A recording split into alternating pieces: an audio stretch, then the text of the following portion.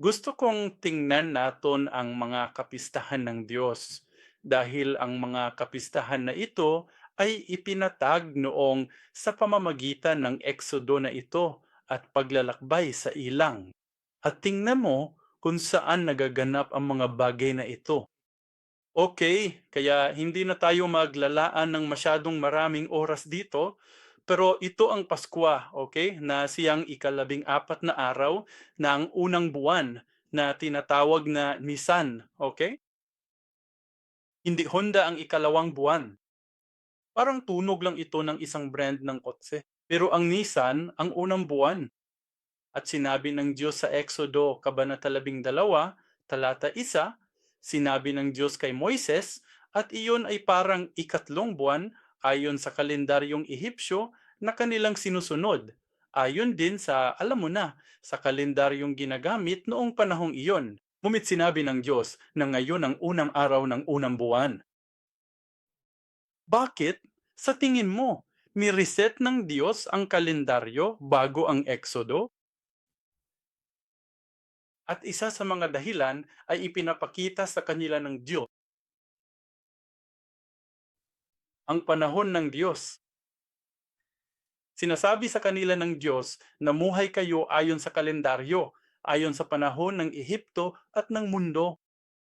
Pero gusto kong mamuhay ka ayon sa aking tiempo na yon. At dalangin ko na ikaw at ako rin ay matutong mamuhay ayon sa tamang panahon ng Diyos. Dahil ang panahon ng Diyos ay walang hanggan. Kapag napunta na tayo sa kanyang panahon, makakasama natin siya magpakailanman. Ngunit dito, tandaan, sa Genesis, lumika ang Diyos sa loob ng 6 na araw, at sa ikapitong araw, tinawag niya itong Sabbath. At mula roon, naalalang Diyos ang bawat Sabat sa kanyang araw. Kahit na nakalimutan na ng mga Israelita, hindi nila naalala ang araw ng Sabat, lalo na noong panahon sa Ehipto. At sinasabi ng ilang iskular na ang Ehipto ay dating mayroong 10 araw sa isang linggo sa halip na 7 araw sa isang linggo. Kaya gayang nabanggit ko nung nakaraan, bilang mga alipin sa Ehipto, wala silang kalayaang ipanggilin ang Sabat, lalo na kapag hindi naman palaging Sabado at Linggo. Alam mo na, sa isang 10 linggong kalendaryo, sinusubukang alalahanin kung kailan ang iyong Sabat at imposible. Kaya't nire-reset o hinahayang ng Diyos ang bayang ng Diyos na bumalik sa kanyang takdang panahon upang matiyak na maaala ang Sabat. At tandaan, ang pangyayari sa mana nang sabihin ng Diyos sa mga Israelita, at ito ay bago pa man ibinigay ng Diyos ang batas, at ang ikaapat na utos ay tandaan ang ikapitong araw upang ipanggilin ito bilang aking sabat, ha? Ngunit ito ay bago pa man ibinigay sa atin ng Diyos ang batas sa bundok Sinai. Sinasabi sa kanila ng Diyos at isinasabuhay sila ng Diyos sa kanilang buhay. Maari kayong mangolekta ng mana sa loob ng 5 araw, at sa ika-9 na araw ay doble ang inyong pangongolekta. At sa ikapitong araw, huwag kayong magtitipon ng mana. Tinutulungan niya silang makapasok sa siklo ng panginiling ng Sabat sa pamamagitan ng mana. Okay? At inilalagay sila ng Diyos sa ganitong balangkas ng kanyang pagpipitsa, at pagkatapos sa ikalabing-apat, sige, kailangan mong maunawaan, ang mga araw ng mga Hudyo ay nagsisimula mula 6:00 ng gabi o mula sa paglubog ng araw. At kaya mga 6:00 ng gabi sa pangkalahatan, at doon magsisimula ang araw, ha? Kaya mula ikalabing-upot ng gabi ay ang Pasko, ha? At pagkatapos nilang magdiwang ng Pasko, kinabukasan ay sinabi nilang umalis sila sa Ramses. Okay? Sa ikalabing-lima araw ng unang buwan, ang araw ng Exodo, ha? Dugatong sila sa sukat, at ito ay sinusukat at sinukatan. At sa pamamagitan ng distansya at aktwal na pagkalkula ng mga distansyang lalakarin at iba pa. At gamit ang mga pahiwatig na ibinigay sa atin ng Biblia, matiyagang ginawa ni Reverend Abraham Park ang nakakapagod na gawain ito para sa atin upang makinabang tayo. Kaya nagkampo sila sa Sukot kinabukasan, ha? At sa ikalabing-pito, ang ikalabing-pito ay araw ng Sabat. Pasensya na, ikalabing-pito at saka ikalabing-walo, sige, ikalabing-siyam, ikadalawantu ang nauna bago ang Migdo. Ikadalawamput-isa ay noong tinawid nila ang Dagat na Pula. At tingnan mo, mula ikapito, mula sa susunod na araw, pagkatapos ng ikalabing-apat, ha? Mula kinabukasan sa loob na 7 araw ay tinatawag na Kapistahan ng Tinapay na Walang Libadura. At ang ikadalawamput-isang araw ng kanilang pagtawid sa Dagat na Pula ay ang pagtatapos ng Kapistahan ng Tinapay na Walang Pampaalsa. Kaya ang Kapistahan ng Tinapay na Walang Pampaalsa ay tumatagal hanggang sa wakas. At natapos ang Kapistahan ng Tinapay na Walang Pampaalsa habang tinatawid nila ang Dagat na Pula. Ha? At may mga kahulugan ang mga araw na ito. At wala tayong oras para talakayin ang lahat ng mga kapistahan ngayon. Mulit, ang kapistahan ng Paskwa ay kung kailan tayo pinalaya mula sa ating mga kasalanan. Araw ng Kaligtasan. Ang pagpapako kay Jesus sa krus ay ngayong linggo rin, ha? Paskwa? At kaya kaligtasan, pagtubos, ha? At pagkatapos ay pupunta na tayo. At ilan sa mga araw na ito na walang talagang malaking nangyari ay maliliit na tulad nito. At pagkatapos ay ikasyam. At ito na ang pangalawang buwan. At pagkatapos, ito ang ilang ng kasalanan sa ikalabing-lima ng ikalawang buwan, 30, naaalala kong sinabi kong 30 araw pagkatapos nilang lumabas sa Ehipto. Sinasabi sa atin ng Biblia sa Exodo, Kabanata 16, versikulo 1, na sinasabi nito ang 30 araw. 30 araw na ang nakalipas. At doon na sila nagrereklamo. At sinasabing Diyos bukas, sinasabi niya sa umaga. Pero ayon sa pagkaunawa ng Hebreyo, bukas ng umaga, ha, kinabukasan ng umaga sa umaga, makakakita ka ng mana, ha. At kaya sinabi niya, mula roon, sa loob ng 5 araw, kukuha kayo ng ika-6 na araw, madoble ang kukunin ninyo at sa ikapitong araw. Kaya mula rito ay makikita natin. Ang unang 5 araw, dito, ang pagbibigay ng Diyos ng mana ay mula Linggo hanggang Biyernes.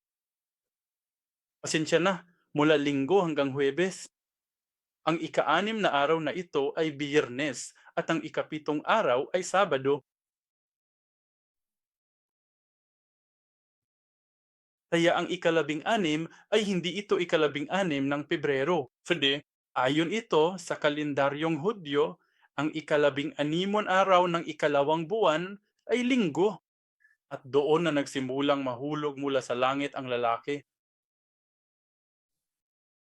Niyon ay naripo.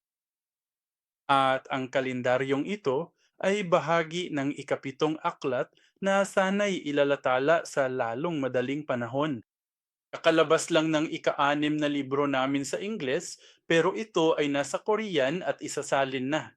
Ang transit ay isinasalin na at malapit nang mailatahala. Ang tagal ng paglalaan ng mana sa ilang. Okay, kaya ito ay mula sa ikalabing-anim na araw ng ikalawang buwan sa taon ng Exodo hanggang sa ikalabing-lima araw ng unang buwan ayon sa Josue 5:10-12. At ito, at sa ika-apat na po isa taon ng Exodo, dumating si Mana. Pinagkalooban ng Diyos si Mana, 300 na taon at 11 buwan. Isa pang bagay na maari nating tingnan ay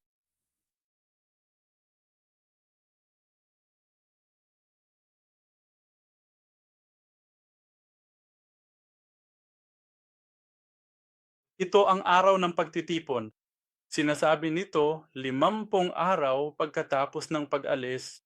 Ang 50 araw pagkatapos ng pag-alis ay nangangahulugang 50 araw pagkatapos ng Paskwa. At 50 araw pagkatapos ng Paskwa ay tinatawag na kapistahan ng pag-aani o kapistahan ng mga unang bungma. At ang kapistaan ng pag-aani na ito ay kilala rin bilang Pentenkostes. Miingon si Jesus, "Dili ko mobiya, ipadala na ako ang Espiritu Santo, ang magtatabang. Inigdawat nimo sa Espiritu, masabtan nimo ang akong buhat." At ito ang araw na ang Diyos ipinahayag ang 10 utos at ang batas. Ibinigay ng Diyos ang salita. Ito ang araw kung kailan ibinigay ng Diyos ang salita sa kayang pinig sa mga Israelita. Kaya ang ikalimampung araw ay ang Pentekostes at iyon ang eksaktong petsa kung kailan ipinahayag ng Diyos ang 10 utos sa mga Israelita. At pagkatapos ibigay ang 10 utos, dumaan siya sa ano ang tinatawag na pagpapatibay ng tipan at ang pagkaon para itong isang kasalan para sa kanila kasama ang Diyos. Kaya ito ang ilan sa mga bagay na nangyayari sa ilang ng Sinai. At pagkatapos ay sa wakas, umaakyat at bumaba si Moises sa bundok Sinai, ginagawa ang iniutos sa kanya nga Diyos. Ngunit ang huling pag-akyat at pagbaba at ang pagbaba niya ay sa ika-10 araw ng ika-7 buwan. Tandaan nudto, ang 2 tapyas ay nabasag dahil sa insidente sa ginintuang guya. Sinabi ng Diyos kay Moises at nagsisi ang mga tao. At muling isinagawa ni Moises ang panalangin sa pamamagitan at pag-aayuno sa loob ng 40 araw.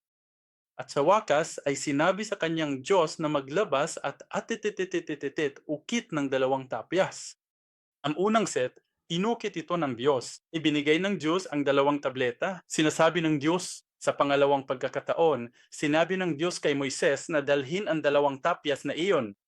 At ito ay sa Diyos. Gamit ang daliri ng Diyos, 2 beses niyang isinulat sa mga tapyas. Unang beses na sumulat ang Diyos sa tableta, hayos. Dito, sa batong ito mula sa lupa, ang Diyos ay bumababa mula sa langit, sumusulat sa tapyas na nabasag. Sa pangalawang pagkakataon, sinabi ng Diyos, magdala at maghanda ng parehong mga bato, mga tapyas na bato, at magsusulat ako. At sa pangalawang pagkakataon, muling sumusulat ang Diyos gamit ang kanyang mga daliri. Gamit muli ang daliri niya. Sige, at ibinababa niya ito. At iyon ay sa ika-10 araw ng ika-7 buwan na kilala rin bilang araw ng pagbabayad sa ala. Ito ay isang paunang pagsusuri lamang para sa mga karagdagang pag-aaral na maaaring magkaroon tayo ng pagkakataong salihan. Pero balikan natin ang ating pangunahing mapa para sa ang aming pangwakas na pag-aral. Busa, kami nagpadayon sa among taas nga pagbiyahe gikan sa dapit sa Sukoth padulong nadto sa yuta sa Refidim. Ihambing naton ito sa paglalakbay o paglakad ni Jesus, sa buhay ni Jesus at sa kanyang ministeryo. Ikumpara natin yan at ikumpara natin ito sa Ebanghelyo ni Juan. Sa Ebanghelyo ni Juan, ngayon, para lang ipakilala ang Ebanghelyo ni Juan at ginagamit ko ang Ebanghelyo ni Juan dahil ang pangwakas na pag-aaral na ito ay nagmula sa seryeng Kasaysayan ng Darji, kung saan ang paglalakbay na ito sa ilang sa parke ni Kagalang-galang Abraham, palaging pinupuntahan ng may akda ang kaniyang nakatutubos na kahalagahan ng bawat lugar. At dinadala niya ang lahat upang ituro si Jesus ang Mesiyas. At kung paanong nagpropesya si Isayas at lahat ng ipinopesiya ng Diyos, sinalita ng Diyos ang wakas mula pa sa simula. Lahat ng nasa lumang tipan ay tungkol sa gawain ng pagliligtas at pagtubos ng Mesiyas. Naniniwala ka ba dyan?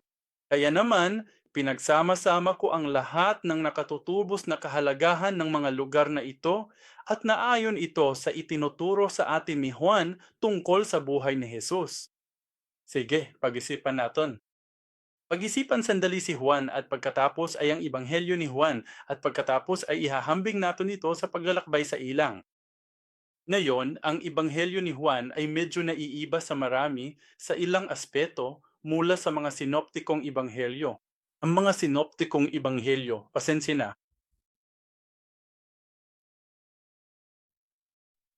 Ang ibig sabot ng synoptic sa Griego ay malapit na nangangahulugang magkasama. Optita? Alam mo ba ang ibig sabot ng optika? Sige, para makita. Kaya ang mga sinoptikong ebanghelyo ay sina Mateo, Marcos at Lucas. Inilalahad nila ang kuwento at ang buhay ni Jesus sa halos magkatulad na paraan, sa magkatulad na timeline, magkakatulad na mga pangyayari at iba pa. Gayunpaman, medyo naiba si Juan sa paraan ng paglalahad niya ng buhay ni Jesus. Hindi mo nakita ilan sa mga himala at pangyayaring naganap sa buhay ni Jesus tulad ng paggawang alak ng tubig o ang muling pagkabuhay ni Lazaro at mga bagay na tulad nito na hindi mo makita sa ibang mga sinoptikong ebanghelyo. Kaya binanggit ni Juan ang iba't ibang pangyayari mula sa mga sinoptikong ebanghelyo at ilan sa mga magkakasabay na pangyayari. Parang medyo naiba ang pagkakasunod-sunod ng mga pangyayari. Ang paraan ng paglalahad ni John. Kaya dapat may layunin. At ang ilang mga scholar, maraming scholar ang nagtatanong, tunay ba si Juan? Si John ba talaga? Ito, matanggap ba natin ito bilang isang ebanghelyo? Ngunit sapat na. Maraming ebidensya na si Juan ang author, ang apostol, at ang disipulong si Juan. At ang kaniyang nilalaman ay lubos na makatotohanan. At least, ngunit upang ipaliwanag kung bakit gumamit si Juan ang ibang pamamaraan sa paglalahad ng buhay ni Jesus, mayroong iba't ibang paliwanag. At ito ang isa. Kaya't ating suriing maikli ang ebanghelyo ni Juan. Dahil unang 10 campsite lang ang nasakop natin, marahil unang 1/3 o kalahati lang ng John ang masakop natin. Okay, halimbawa, si Juan, Kabanata 1. Kabanata 1, talata 14. Dapat ba tayong pumungka? Ay sa bersikulo 14, sinasabi nito, siya nga, magsalita, aking ganata mika.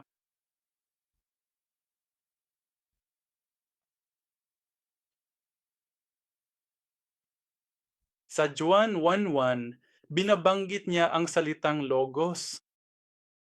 Ang bersikulo 4 ay buhay, at iyon ay liwanag ng tao. At sa makatuwid, siya ay liwanag na dumarating na nagniniming sa kadiliman. Okay? At ginagamit ni Juan ang mga temang ito. Ito ay parang isang tema ng paglikha, motibong paglikha. Kung paanong nilikha ang Diyos ang liwanag sa kadiliman, si Jesus ang liwanag na dumarating. Okay? At pagkatapos sa bersikulo 14, sinasabi nito, at ang salita ay naging laman at tumahan sa gitna natin. Ang salitang ito ay literal na nanangahulugang nanirahan sa tabernakulo o pansamantalang nanirahan sa tabernakulo, na karaniwang itinayo ang tolda sa gitna natin. Ito ay wika ng ilang. Binabalik nito ang motif ng ilang sanawon. Kaya sa madaling salita, si Jesus ay nagkakampo tulad ng mga Israelita na nagkampo sa ilang, nanirahan o nagtayo ng mga tolda sa lupang ito. Kaya ano ang layunin ng pagparito ni Jesus sa laman? Hindi lamang para makasama namin, kundi para makasama rin namin sa paglalakbay na ito sa ilang. At pagkatapos sa versikulo 11, sinabi ni Juan Bautista, narito. Pasensya na, versikulo 29, pero bago ang talata 29, talata 22 at 23. Sino ka? Upang masagot namin ang mga nagsugo sa amin, ano ang masasabi mo tungkol sa iyong sarili? Sinabi niya, ako'y tinig ng isang sumisigaw sa ilang. Tuwirin ninyo ang daan ng Panginoon. Gaya ng sinabi ni Propeta Isaias, ito'y si Juan Bautista na nagsasabi, sa ilang, ako ang naghahanda ng landas. Okay? At pagkatapos sa bersikulo 29, sinasabi niya, narito ang kordero ng Diyos na nag-alis ng kasalanan ng sanlibutan. Kaya may oron kang bersikulo 22 at 23. Sa bersikulo 29, kordero, sabi niya, bersikulo 14, siya ay nagtago sa tabernakulo.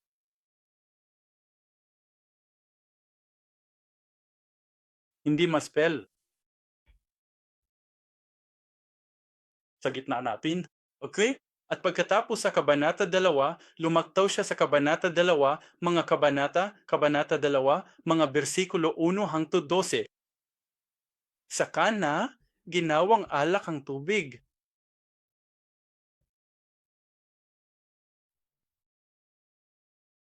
At saka Kabanata 3, siya ang Kabanata 3 ay tumatalakay sa muling pagsilang sa pinaagi sa tubig ug sa balaan nga espiritu.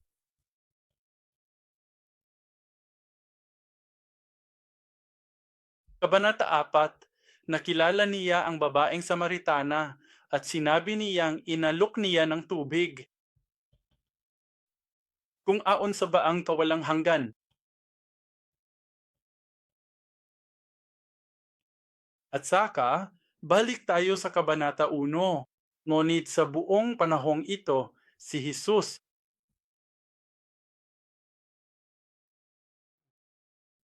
ayan na ako. Iniisip ko kung saan ako nagpunta. Sige, sa buong panahong ito, pinawag ni Jesus ang 12 disipulo at sayaw. 70 at taga-sumod. Kabanata 5, pinapagaling niya ang isa. Isang lalaki, ang 38 taong gulang na pilay. Kabanata 6, pinakain niya ang 5,000.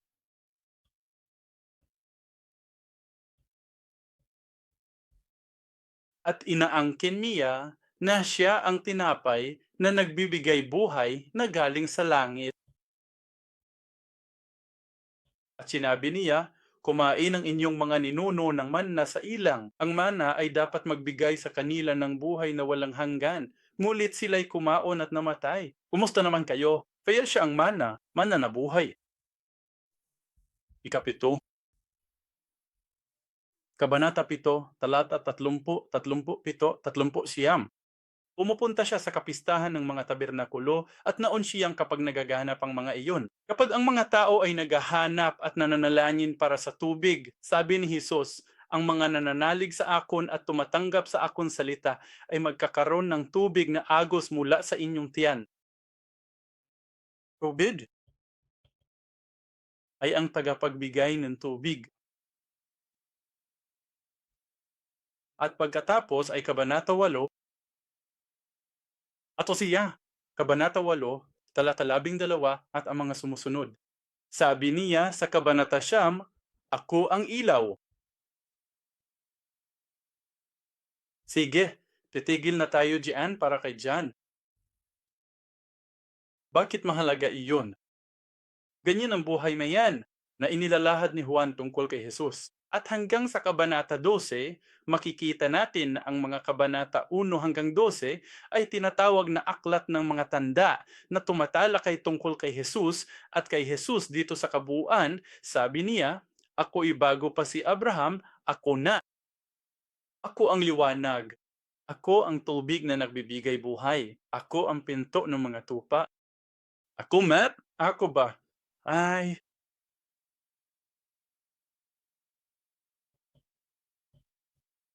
sa Griego ay ang ego na si Amy. Sa Hebreyo, ito ay haya. Ngunit kapag ang salamot sa Diyos diya, tinanong ni Moises ang Diyos sa Exodo, Kabanata 3, talata Exodo, Kabanata 3, nang magpakita ang Diyos sa kanya sa pamamagitan ng nagliliyab na palumpong, sinabi ni Moises, kung itatanong nila sa akin ang pangalan ng Diyos, ano ang pangalan mo? Sabi niya, ako ay kung sino ako, Yahweh. Okay, iyan ang bersyon sa Hebreo, pero sa madaling salita, Yahweh, kapag sinabi ni Jesus na Igo Emmi, pumulot sila ng mga bato para ibato kay Jesus hanggang mamatay. Bakit? Kasi sabi nila, nilalapastanggan mo raw. Ginagamit ninyo ang pangalan ng Diyos na hindi man lang namin magawang sabihon o banggiton. Kaya si Yahweh, inaangkin ni Jesus na siya ang Yahweh at itong si Yahweh ang Diyos. Naon nga pagtubos at ang Diyos ng pagtubos. Sa pangunawang Israelita, sa pangunawang Hudyo, ang Diyos na lumakad kasama ang kanyang mga tao sa ilang dagan. Diyos na nagligtas sa kanila, kaya balik tayo sa mapa, sukot,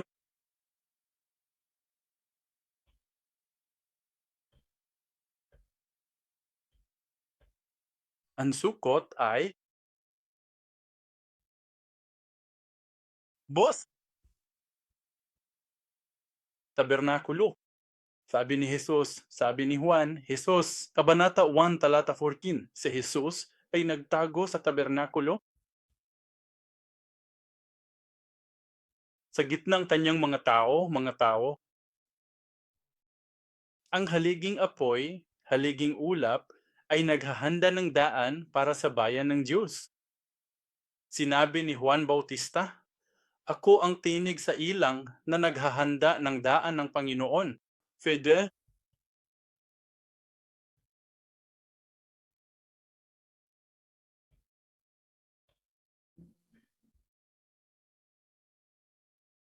at ang pagtawid sa dagat na pula ay isang binyag. Ito ay kung kailan si Jesus ay si Jesus din ang nagsisimula ng kaniyang ministeryo. Nabautismuhan si Jesus. Ang unang himala, pagkatapos niyang simulan ang kaniyang ministeryo, pagkatapos ng kaniyang binyag, ay sa Kana-Kana, kung saan ginawa niyang alak ang tubig. Dito binago ang Diyos ang mapait na tubig tungo sa matamis na tubig. Nakikita mo ba kung paano ipinakikilala ni Juan si Jesus na iyon sa mga Hudyo noong panahong iyon at sa mga taong nakakaalam ng kasaysayang ito? Nandito si Jesus, kasama natin sa paglalakad. Hawak ang ating kamay, inaalalayan tayo sa ilang upang maakay niya tayo patungo sa kaharian ng langit. Og dito sa ilim, adunay napulo og duha ka mga atabay, og kapituan gayod ka mga puloan sa palma. Umili si Jesus ng 12 disipulo at 7 tagasunod upang maglingkod. Tubig, magbigay ng biyayang humayo at mangaral at magpatotoo. At sa ilang ng kasalanan ay nagpadala siyang mana. At kaya Juan Kabanata 6, at ito ay ayon sa pagkakasunod-sunod kung paano inilalarawan ni Juan si Jesus. Juan Kabanata 6, sabi ni Jesus, ako ang mana. At pagkatapos noon ay pumunta siya at nagpagaling at nagpakita ng mga himala. Nasisiyahan ng mga tao sa kanya. At pagkatapos sa Kabanata 7, sinabi ni Jesus, ako ang tubig na nagbibigay buhay. Ako ang tagapagbigay ng tubig. Ang mga lumalapit at naniniwala sa akin, aagos ang tubig mula sa kanilang tiyan, tulad ng tubig ng buhay na umagos mula sa gitna ng templo ni Ezekiel at nagbibigay ng buhay. At sabi ni Jesus, ito ang Espiritu Santo. Sa Juan 7:37-39, tinutukoy niya ang banal na Espiritu. At ito, maaring hindi kasang-ayon, hindi ko alam. Ngunit sa Juan 8:1-11, mayroong isang kwento tungkol sa mga Israelita o mga pinunong Hudyo na nagdala sa kaniya ng isang babaeng na huling nangangalunya at hiniling kay Jesus na hatulan siya dahil ayon sa batas ay nararapat siyang batuhin hanggang mamatay. Paano siya ililigtas ni Hesus? Hesus? Isa na naman itong sermon, ngunit sa madaling salita ay mga pisikal na bagay na ginagawa ni Hesus. Lumuhod si Hesus sa lupa, bumaba sa lupa, at sumulat gamit ang kayang daliri. Ilang beses na niya itong ginagawa ng 2 beses? Hindi ko na alam. Marahil iyon ang koneksyon sa kung paano bumababa ang Diyos at sumusulat gamit ang kanyang daliri sa atin sa mga taong karapat-dapat sa kamatayan na karapat-dapat mamatay dahil sa kanilang espiritual na pangangalunya, ang insidente sa ginintuang guya. Ngano't dumarating siya sa pangalawang pagkakataon upang sumulat upang iligtas tayo, ibigay sa atin ang salita. Ang salita sa halip na ang salitang humahatol sa atin, kundi ang salita na nagliligtas sa atin. Hindi naton alam kung ano ang isinulat ni Jesus tungkol sa bagay na iyan na walang nakakaalam, kundi kung titingnan naton ang pisikal na epekto nito. Kaya nakikita natin na ginagabayan din tayo ni Jesus sa paglalakbay na ito para magsimula tayong mamuhay kasama si Jesus. Hayaang magliwanan, tulad sa Gosen kung saan ang bayan ng Diyos ay namumuhay sa maliwanag na liwanag ng kaluwalhatian ng Diyos habang ang buong Ehipto ay nasa kadiliman, naway dumating sa atin ang liwanag na iyon, naway magsimula tayong mamuhay kasama niya. At bubuksan niya ang mga daan at ihahanda ang atong mga daan sa harap naton. At kapag tayo ay tunay na naniniwala at inialay ang ating mga sarili sa pamumuhay kasama ni Jesus, iyon ang espiritual, hindi lamang ang bautismo sa tubig. Naway matanggap natin ang binyan ng Espiritu Santo at apoy. Tayo ay nagiging mga disipulo niya, mga tagasunod niya na magbibigay ng tubig sa mga miyembro ng ating simbahan, sa ating mga kasamahan, kaibigan at pamilya. Naway maging mga alagad niya ayo. Naway tunay tayong maniwala at magpatuto tungkol sa mana. Sabi ni Jesus, dumako tayo sa Juan, Kabanata 6.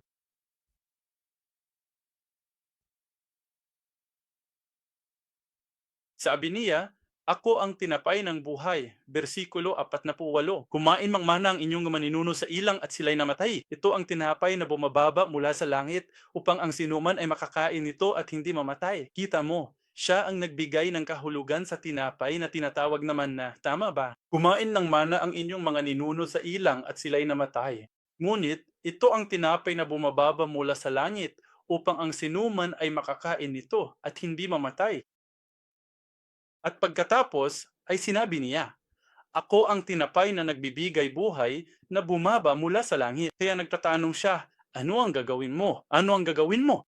Ang tinapay na ito ay may physical na katawan. Tama ba? Kapag nagbibenta silang mana, physical na mana ang ibinibenta nila. Pero paano nila ito kinain? Bakit nila hiniling ang mana? Ano ang layunin? Upang punuin ang pisikal na tiyan, upang masiyahan sa pisikal na paraan. Nagreklamo sila dahil gutom na gutom sila, di ba? Ngunit ang sagot ng Diyos ay, magpapadala ako sa iyo ng tinapay o pagkain mula sa langit. Ang focus ay mula sa langit. Kung mayroon kang isang basong tubig, galing iyon sa langit ngayon. Ibinigay ko na rin ba sa iyo ang halimbawang ito nung nakaraan? Kung ang tubig na to ay galing sa langit, ayaw mo ba nito? Bakit mo namang gustuhin ang tubig na ito? Kung ang tubig na ito ay galing sa langit, ano ang aasahan mo kapag iniinom mo ito? Inumin mo lang ba ito para lang mapawi ang uhaw mo sa ngayon? O may aasahan ka bang iba dahil ito ay galing sa langit? Kita nyo, sabi ng Diyos, magpapadala akong mana mula sa langit. Pero nang makakita silang mana, ano ang kanilang sinabi? Sabi nila, Nahoma na jud. Ano ang ibig sabihin nan? Ibig sabihin, ano ito? Ito, ang ibig sabot ng mana ay, ano ni? Kaya nga, naging mana ang pangalan. Tulad nung dumating si Hesus, sabi ng mga tao, sino ito?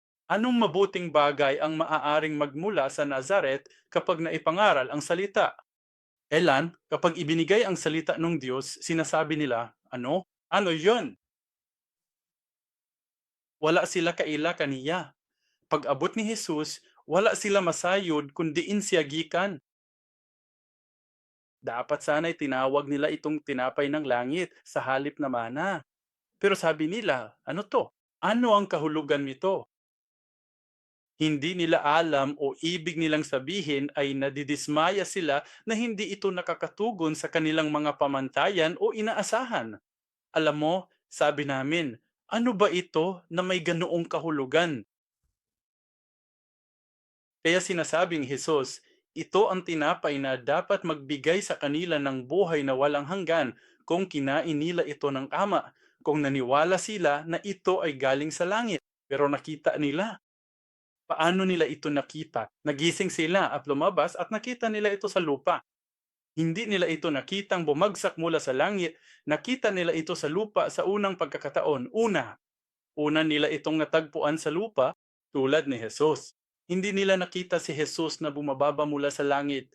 Natagpuan nila siya sa lupang ito bilang isang tao.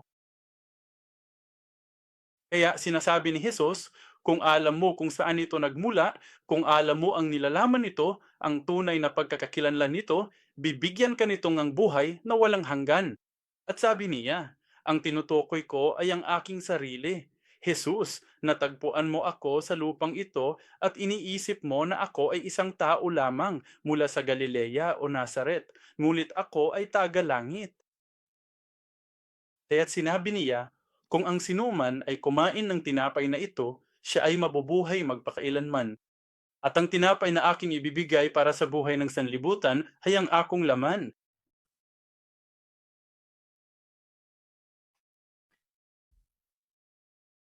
Kaya paano natin lalapit at tatanggapin ang salitang Diyos? Kaalaman ba ito?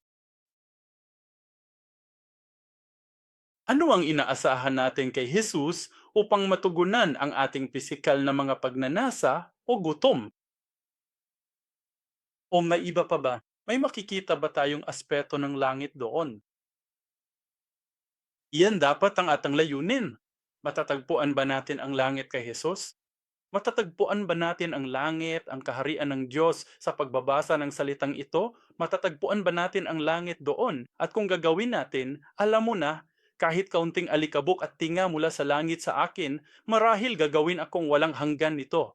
Marahil gagawin akong asbata nito. Marahil aalisin nito ang aking mga kulubot. Alam mo, ganoon ang mga bagay na asahan ko kung mayroon akong tubig na parang langit, di ba? Sayang at wala tayong pisikal na kakayahan o kaya naman ay maganda na wala tayong pisikal na kakayahan. Pero ibinigay na ito sa anin. Pisikal na libro ito na may mga pisikal na pahina at mga pisikal na salita. Tama ba? Ngunit kahit papaano ay mayroong espiritual na kapangyarihan ng kawalan hanggan. Matutuklasan ba natin? Yan ang tanong. Ano ang inaasahan natin kapag dumarating tayo sa salita ng Diyos? Anong inaasahan natin kapag sinasabi nating, "Oh, Panginoon ay mabuti, si Jesus ay mabuti"? Bakit? Dahil pinanalo niya ako sa loto o dahil pinatulungan niya ako sa negosyo ko? Siyempre, ginagawa niya. Pero iyon lang ba ang mga pagkakataong mabait siya sa atin? Nakikita niya ang mga inaasahan natin at ang ating pananaw, perspektibo?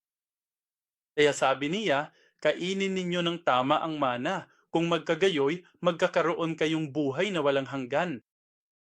At maniwala ka sa akin, magkakaroon ka ng tubig na iyan. Tingnan mo, sinabi rin ni Hesus sa dulong kabanata 16, isinusugo ko sa inyo ang banal na espiritu na kinakatawan ng tubig. Kung magkagayoy, maunawaan ninyo ang salita na aking dinala sa inyo, ang mana na ito. Kailangan ninyong sabay-sabay na kainin yan. Kapag natanggap mo ang Espiritu Santo, maunawaan mo ang salita.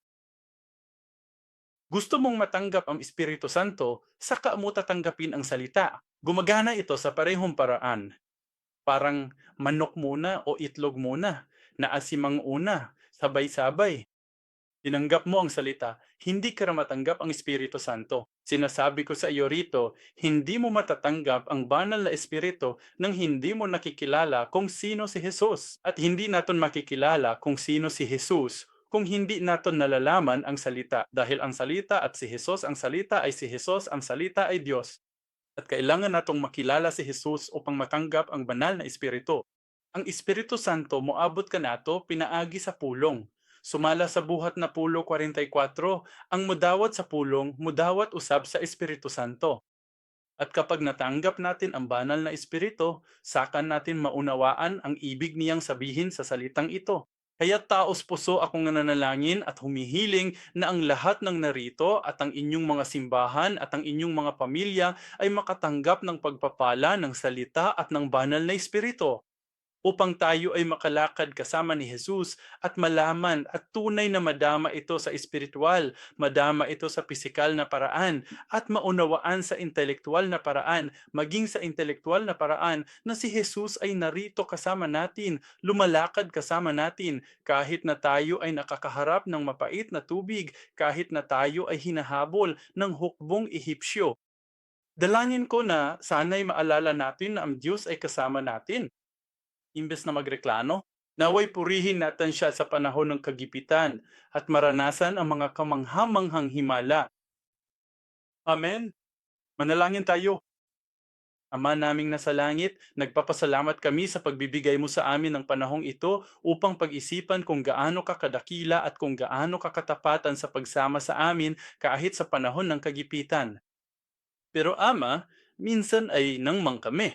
Hindi namin naalala. Ngunit Ama, dalangin namin na bigyan mo kami ng inspirasyon sa pamamagitan ng banal na Espiritu. Buksan mo ang aming mga mata upang makita namin ang imong presensya sa aming mga buhay. Tulungan mo kaming maalala, kayong purihin at pasalamatan kahit sa panahon ng kagipitan upang tunay naming makita ang kahangahangang gawa na iyong ginagawa. Tulungan mo kaming maging mamabuting alagad. Tulungan mo kaming maging ama, mga tagasunod mo na patuloy na susunod at susunod sa iya. Maraming salamat po, Ama, sa pagkakataong ito. Salamat sa lahat na sumali. Salamat sa Radiant Church. Ama, dalangin namin na pagpalain mo ang bawat isa rito, ang kanilang mga pamilya, ang kanilang mga simbahan, ang kanilang mga bansa. At Ama, sama-sama naming hinihiling ng may iisang puso na maawa ka sa amin sa gitna ng sitwasyong ito ng COVID-19. Maawa ka, Ama. Tulungan mo kaming makabalik, magbalik loob at matubos. At Ama, sa pamamagitan ng sitwasyong ito at sa mga panahong ito, naway mas marami pang tao ang bumalik sa iyo, naghanap sa iyo at sa iyong kaligtasan. Maraming salamat po sa iyong biyaya. Dalangin namin ito sa pangalan ng aming Panginoong Heso Kristo ng may pasasalamat. Amen.